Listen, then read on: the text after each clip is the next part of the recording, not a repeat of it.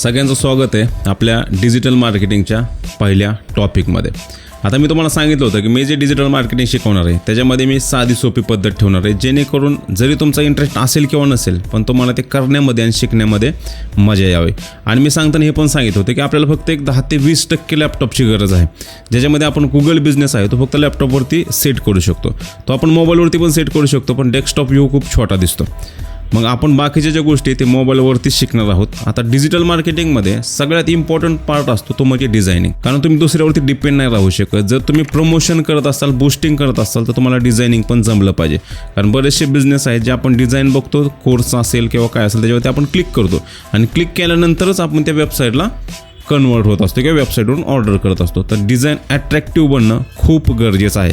म्हणजे डिजिटल मार्केटिंगचा जेव्हा मी कोर्स स्टुडंटला शिकवतो, सगळ्यात पहिल्यांदा म्हणतो की तुमचं कार्ड बनवा आणि तुमचं कार्ड बनवून व्हायरल करा डिजिटल सगळीकडे, तुम्हाला कामं मिळायला सुरुवात होईल. ह्या ज्या डिझाईन बनवल्या जातात त्या कशा बनवायच्या.